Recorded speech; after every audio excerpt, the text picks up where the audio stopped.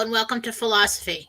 I'm your host, Jennifer Fallaw-Doering, and tonight we are talking about who built the ancient pyramids at Giza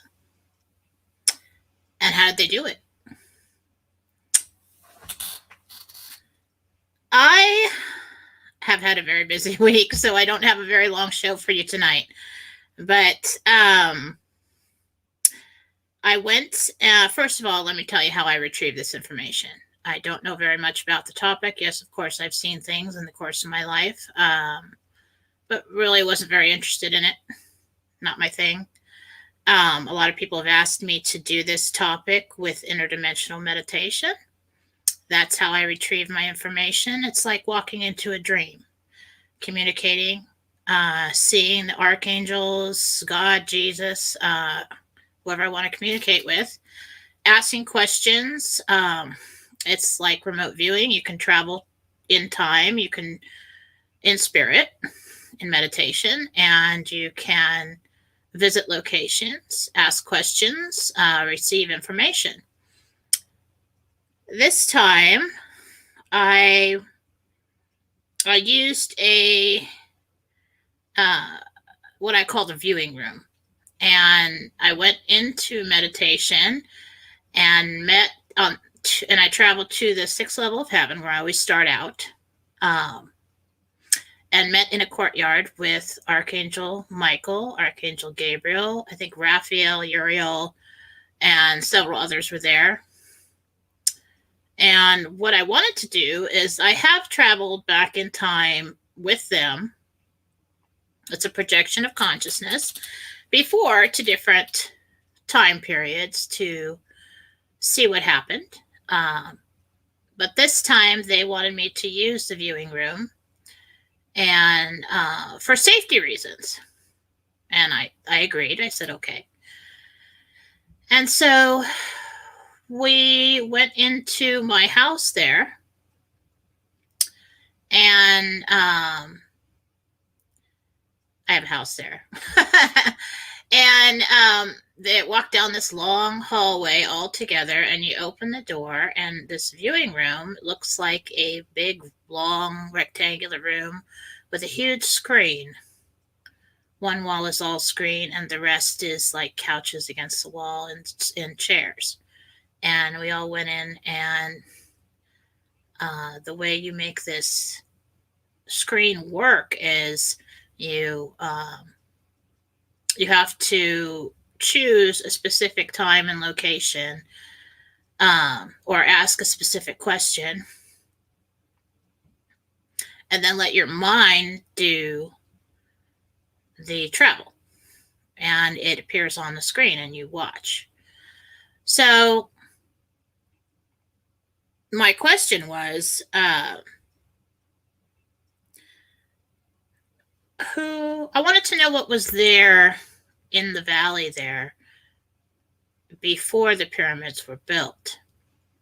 And that was my first question. So the first scene, well, the archangels hold my hand. It's interesting because they hold Michael on one side, Gabriel on the other. They hold my hand the whole time because I have the ability to project my consciousness to go to these places, and they didn't want me to go there in person. Usually when that happens, that means that that something would see you, or could, possibly not be safe to do so. So they hold my hand, and we sit there, and it's basically to keep me there in the room, just watching. So it was very interesting. The first scene I saw was of nothing. Just, it did look like a desert. There was the Nile in the area. There was just sand. It looked like mostly sand with some foliage here and there. And then I said, okay, what was there next? And I wasn't expecting to see this. And I found out where the ancient Egyptian eye symbolism came from. There on that it took up the whole valley was this big black object, and it was a spaceship, basically. I don't know how else to describe it. It looked like, I'm going to flash to this picture here, this like really juvenile drawing that I made really fast, and hopefully you can still hear me, but I'm just going to let you look at this real quick. Okay, see if this works. Yeah, let me take me off of here.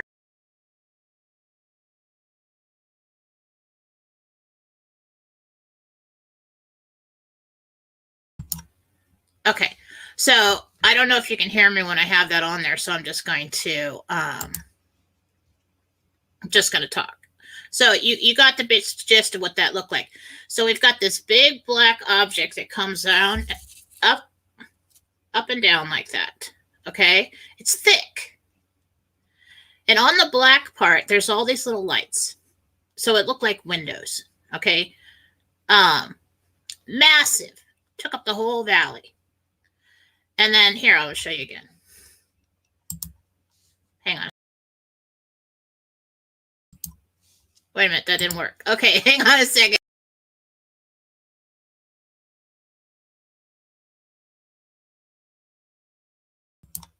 Okay, so that, and then, so there's an arch in the thing, and then right at underneath the arch, there's this big light.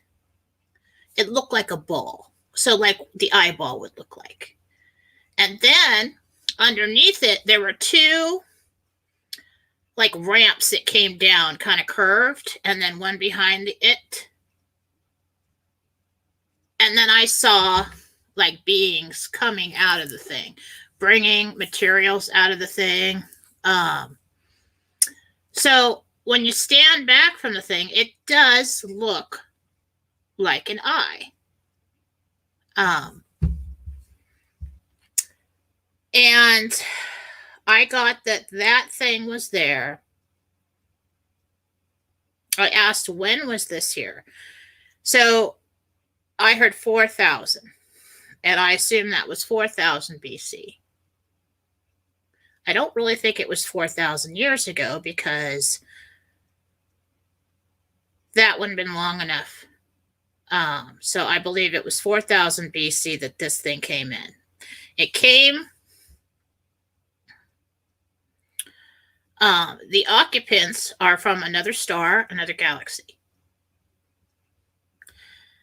People call them the Anunnaki. I don't know what their true name is, but that's what people have been calling them. They're the ones with the long heads. Okay, they got the long skull that comes back. Definitely did see that. It wasn't like, I mean, it was definitely, and you see some of the tribes that will bind the heads of children and make them long like that. That's why they're doing that, because they passed on stories and knowledge of these beings. And I asked, these beings were not nice. They don't go out and try to communicate with the Anunnaki. Don't do that. They were not nice. Those were, they're not a peaceful people. They were a conquering people. So what they would do is they would find land and take it for their own settlements on different planets.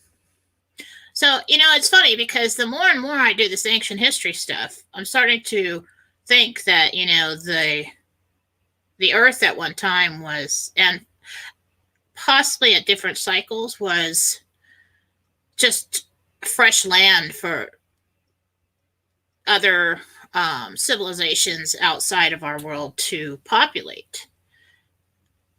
And now, don't get me wrong. God did create everything, but it didn't start here. It's much older than that. We are basically a new planet, and the more and more I ask and the more I learn over the last, I guess, 20 years, leads me to believe that this planet was populated by peoples and entities that lived in other places. And you think about it for a second. People talk about aliens as like they are so advanced, so much older than us, so much. You don't get that advanced by being young. It takes a very long time to reach that level of advancement. And so it only makes sense that if we're a new planet, our inhabitants came from somewhere else. It explains all the different races. It explains a lot. It doesn't mean that God doesn't exist, because God is at the center of everything. Whether you're an alien or an animal or a plant, all created, same source. But I do believe that about that time, they came into, and now I don't know about the other parts of the earth and how everything else works. It's just one meditation. But for that valley right there, they came in and they parked their ship. And at first they lived on that ship.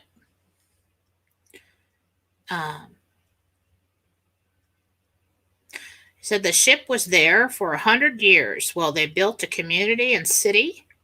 They planted and built a civilization along the Nile.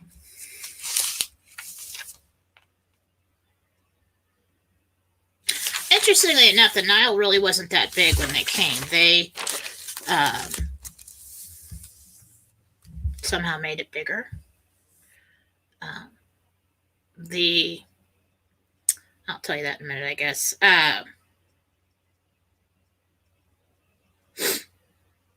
And so they started building the cities, and they started, eventually along the way, they started mating with another civilization. And the Egyptian people that came after that were a mix of two different either alien races or civilizations.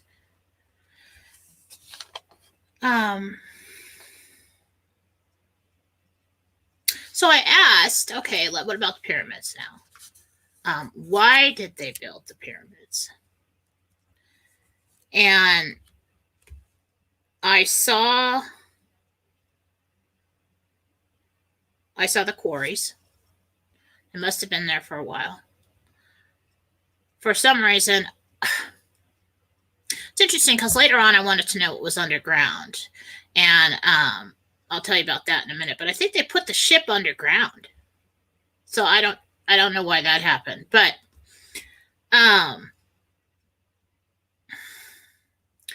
so there were quarries, and there were slaves, okay, because not nice people. You had your hierarchy, and then you had your slaves. Really wasn't any in between there. The people, or whatever you want to call them, the Egyptians, they had the slaves work and work and work and work, and they would carve out these giant pieces of stone, okay? They didn't move them. What moved them was so what I saw is it looked almost like the shape of a suction cup with a big lip on it, like a hat, okay? And underneath the hollow part of the hat, there's a light in there. And it rotates like this. And it kind of wobbles as it goes around. It's rotating just right around the top of the stone, okay? And so in between the stone and that thing, it felt, and I got the impression like it would be like the same thing when you put two magnets together. You've got that energy, you can feel it in there, almost, drawing together and pushing away at the same time. I'm not a scientist or a physicist, so I can't tell you what that is. But this is what I saw. It levitated the stone. So you had it between the little saucer thing and the stone, and between the ground and the stone. So it must have gone all the way around it. But they would come unmanned, these things, after it was chipped away in some big rough stone. They would come, these things, I don't know if they're like drones or whatever, would come and lift the stone, take it over to where the river was. And there was a big thing, which I could explain this better. Looked like a big metal rectangle giant, as if you were to drive through like a car wash. Okay, but it's like a mill. It was a water tool. And this water tool, these stones, they put it over there, it would pass through this thing, and it would completely smooth it and shape it to precision. Then the little saucer thing would take it back over and put it in place. It sounds crazy, but that's what I saw. Okay, so they used, it's some kind of water tool. And the water could shape and cut the stone with such precision where you wouldn't see any marks. It wasn't like if they used a saw. It was I don't know if they used some kind of saw, but there's definitely, this was a water tool. I don't know what else to call it.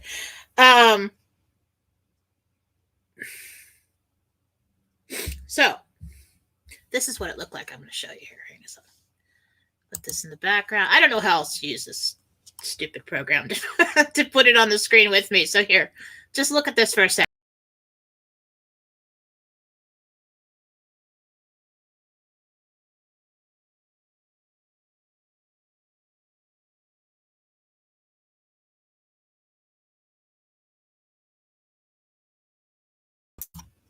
All right, so we've got these little rotating things that create almost like this magnet effect. So they originally built one pyramid.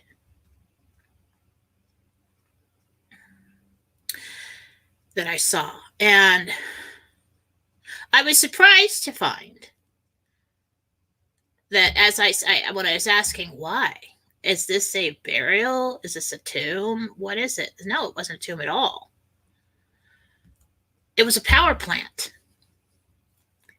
Somehow, I want to say it was electrified, but it wasn't electricity. It was something else that I'm not aware of. Source of power. So what the pyramid looked like was, on the top, there was this white, probably, I couldn't tell you what it was made of. It looked like light, maybe crystal. And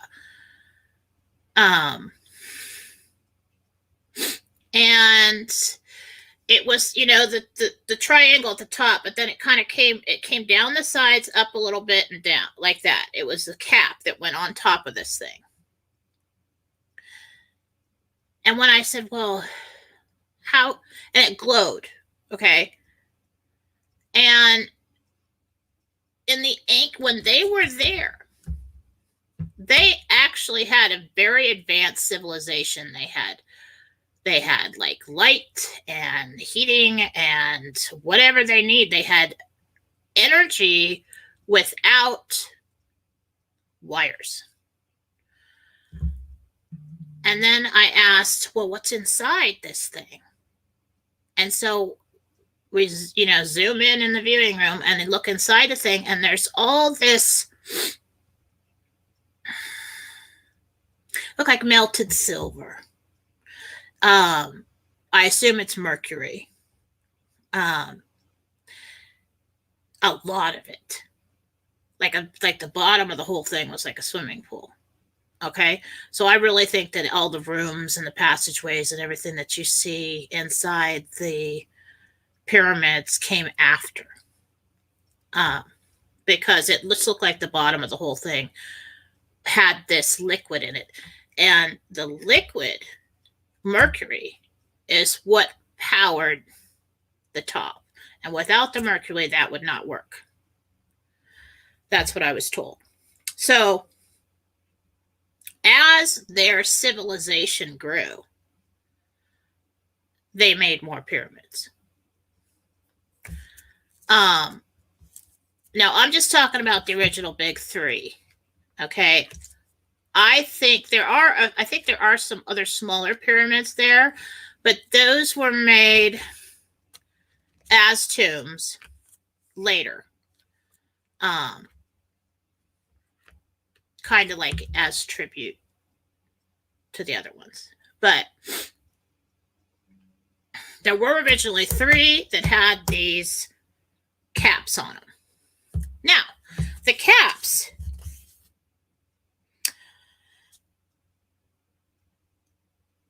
they were able to manipulate the weather. They brought rain and water into, they really utilized water. They brought it into the valley, and they were able to turn the valley into like an oasis, grow crops, things like that. And it really, it kind of made the Nile a bigger river there. And they were really, because of this energy source. Now, I don't know if they put the spaceship underground and that helped it out somehow. I have no idea. I didn't get that far. This is just, I'm just sharing with you what I saw. But they had a very advanced civilization for quite a while. They were the ones with the long heads. Not nice people. Everybody was basically a slave except for the upper crust, the, whatever kings and whatever you want to call them. I do think they ate crops and animals and things like that. I don't think they ate people or anything like reptilians or, but yeah, I scribble like a mad woman and I don't clean it up. So we've got the spiral notebook forever in my office. We have so many spiral notebooks full of stuff. So they were power plants.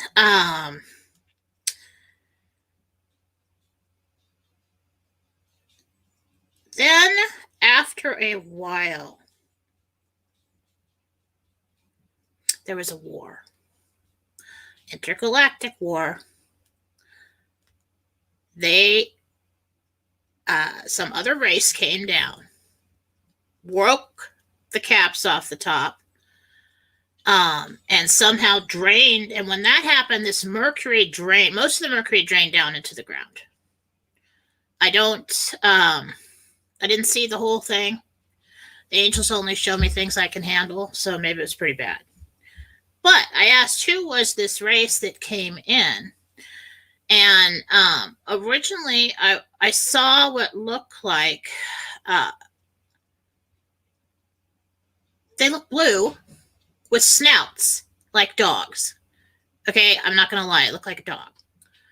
Then I was thinking, no, that doesn't make any sense. It's got to be the reptilians. Then I start seeing reptilian Godzilla-looking things, and I was like, and then I talked to a friend of mine, you all know, Mike Vera, and he was saying, yeah, there's pictures of, dog-headed things in the hieroglyphs and stuff like that. I'm like, oh, that's right. And then I remembered about that, and I was like, I wasn't even thinking about that when I asked. It didn't look exactly like the pictures. The pictures have these pointy ears and this really pointy snout. I mean, this thing looked blue with like this dog-like snout, but it's kind of more square. Okay. Strange. The body really didn't look that human. I don't think that this dog-snouted blue people could mate with humans. I don't think the DNA would match up. For some reason, they had a vendetta against this Anunnaki. Okay, probably because they did something on their planet. I don't know, I'm just speculating. So they come in, basically wipe out most of the hierarchy. I think they left the offspring, the ones that had mated, the people, the innocents. And I think they left some of the royalty. I really don't know. I didn't get that far into it. But over time, the ones that with the long heads that mated with the other people, the heads shrunk just from breeding.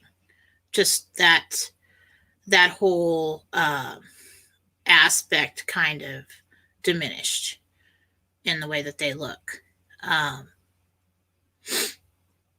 But I didn't get that the dog-headed race, I don't have a name for them, came to live there. They came to conquer. Or they were viewed actually as kind of a savior to the people there. Like all the slaves and everybody's like, yay, kill them all. They were free us all. And basically gave the land back to the people. And but of course, there's always a few that remain. And so there were two belief systems for a while. Those that believed in the first alien race, and those that liked the ideals of the second. And somewhere along the way, they came up with the probably religion of today. But so that's where, God was saying that, because I was asking God some questions about this too later on. That somewhere along the way, all the hieroglyphs and the things like that are confusing because you've got conflicting stories. And that's why man has a hard time putting together a complete story, because you've got two stories. So after that happened,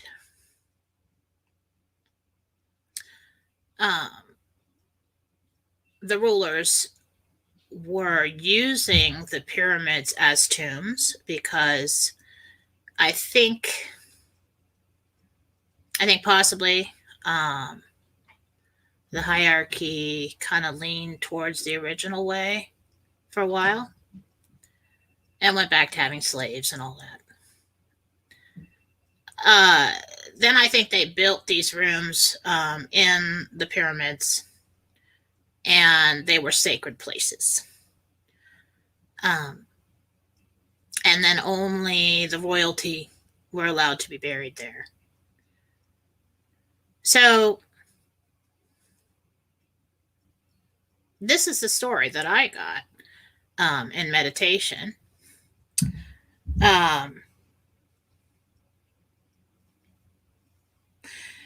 And it's interesting because I think that's where the I came from.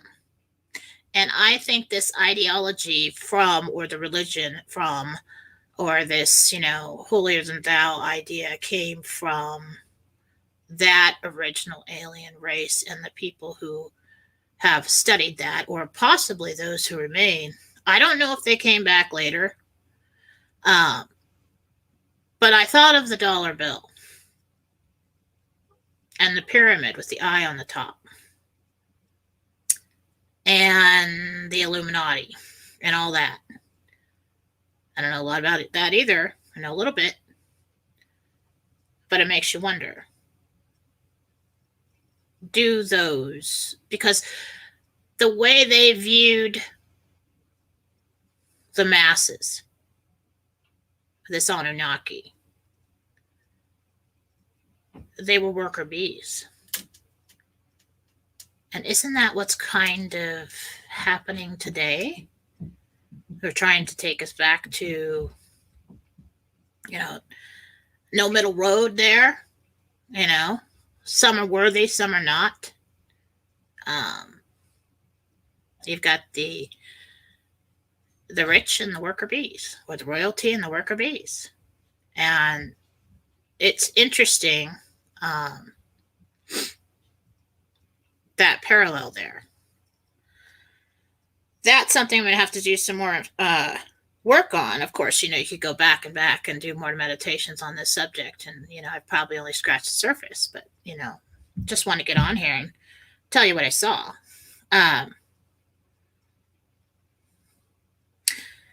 So these blue snout-like entities were thought to be like saviors. And they made the Anunnaki leave. But I don't think that they ever fully left. I think there were some left. And so then I was asking, okay, so what's under the ground? Because I felt like something was under the ground. And so in that time period that I was viewing then, which was when the pyramids were active power sources. So we're viewing this and we go down through the dirt a long way, and we hit metal. Then we go down through the metal and there's lights on in there. So I'm not sure. I think that ship was underground. So we went to the time period when they were not working, when they were used as tubes. And we went down through the dirt and we hit metal. And there were no lights on. And then we went to today's time period, down, way down there. I don't know if it's miles or what, way down under the ground. And it's still there, but it's dark. I don't know why you would put a thing like that underneath the ground.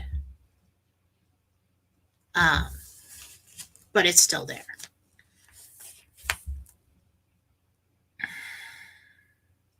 So after they destroyed the pyramids, just the pyramids as a power source, that's all they did. The Egyptian people went back to living a primitive life. They didn't, nothing that they had, all the devices, all the neat things, like I saw a light that was in the house and it just looked like a ball of light over some kind of platform. Weird. And they had to go back to none of that. So just think of our civilization today. No electricity anymore and no chance of having any. That's it. We would go back to being pretty primitive. So you had no batteries or anything else, just nothing. So that's what happened to the people. And then the rains came less and less because they were pulling them in somehow with those things.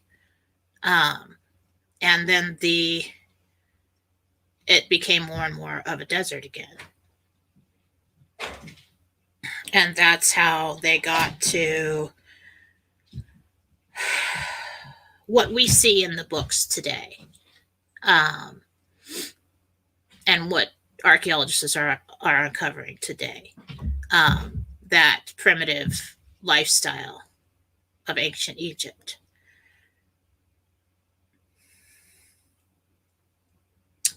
So I think that's basically it. Now, I don't know where all the mercury went, but it's interesting that there was that much of it. I mean, you'd think, okay, giant pyramid. I mean, we're talking like this thing was like, I don't know, 400 feet high or something like that. It was huge. I'd say the first quarter of the thing was full of this mercury. It looked like a big swimming pool, from what I saw. So that's a lot. I mean, where the hell did you get that? I don't know.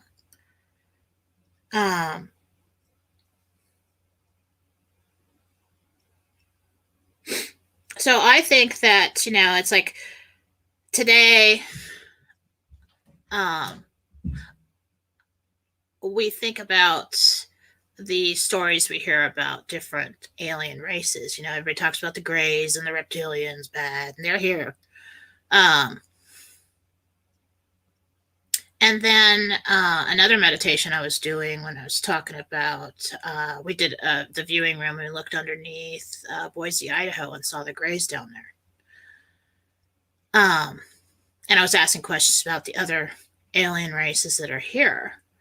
And I did see a blue one, and they're called the avians or something. This is not the same. These are not the same people. I really do feel like these snouted ones were almost like heroes that came in and just had a vendetta. I think they were basically going across galaxies and trying to find this Anunnaki and free the people that they're enslaving.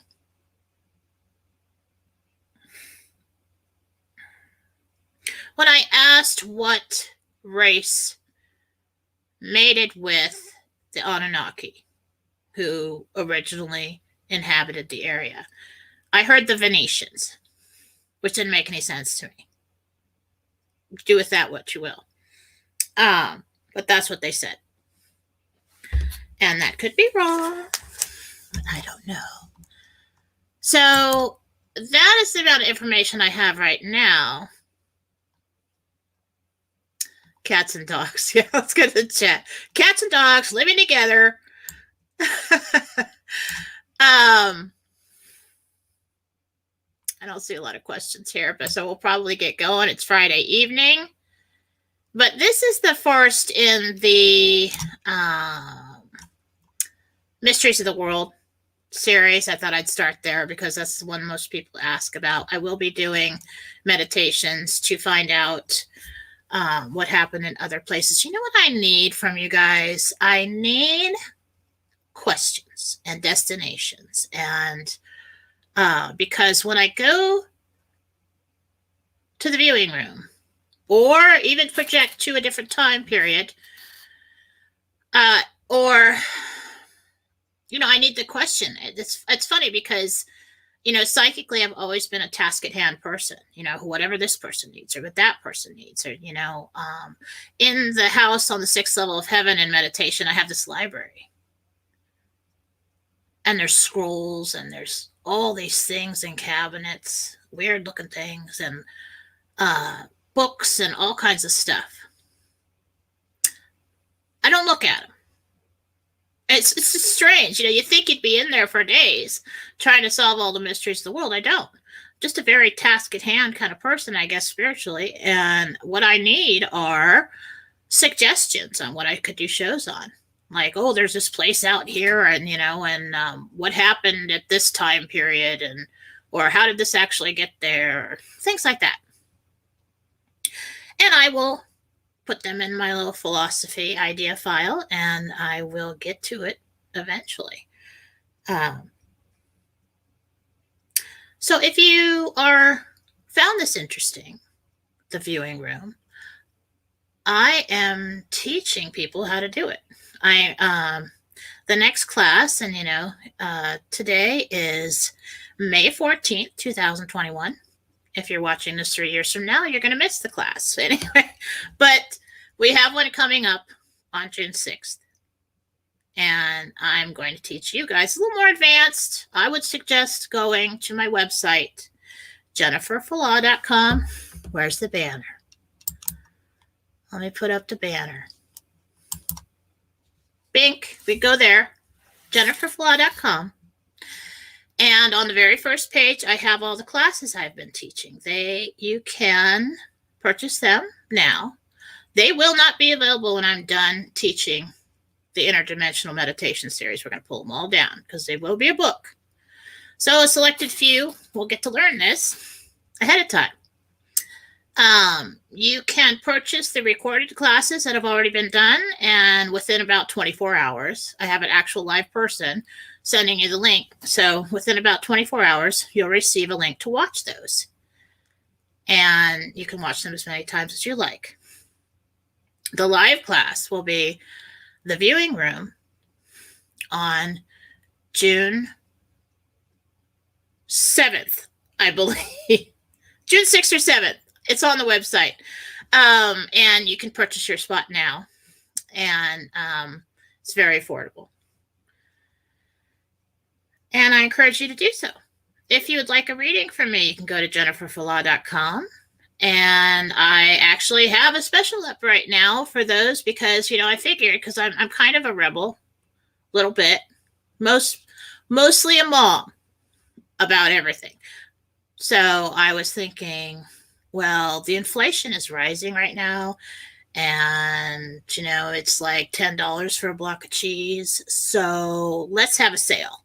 And so I'm just offering a shorter reading for a more at affordable price, and that's $29. So if you can't afford a lot and you really need some answers, I will do my best to get as many of your questions answered within 15 minutes. It's a 15-minute reading. Go to jenniferfallaw.com and get your spot scheduled with me now. Always remember that I do have a radio station. Bink, right there. Beacon of Light Radio. I also have a YouTube channel called Beacon of Light Radio, and if anything happens to this one, I still have that one. And anything happens to any of my friends' shows, we'll put it up there. And because we do what we want, right? So I would go to Beacon of Light Radio on YouTube and subscribe. Please share this video with your friends if you think it's interesting, you think it will help them. You can go to beaconoflightradio.com 24 hours a day, and there is a very interesting show about psychic ability, aliens, mysteries of the world, all kinds of cool stuff, politics, everything there. And it runs 24/7. Absolutely free. Don't even have very many commercials, because I don't like commercials. So, thank you all for joining me tonight. It is a shorter show. It is Friday, and I hope you all have a lovely weekend. And until next time, I think we're going to do another, next week, I'm going to go under the ground somewhere. So, you know what? Go to my website, jenniferfallaw.com. Let's go back to the banner. Let's just put both up there. There we go. Go to my website, jenniferfallaw.com. Send me your show ideas. I'm still working on a Beneath the Surface series for this show, where we're going to project using the viewing room underground and see what's under the cities in America. So send me your suggestions, and I will get working on that right away. All right. Once again, thank you so much, and I'll see you next time.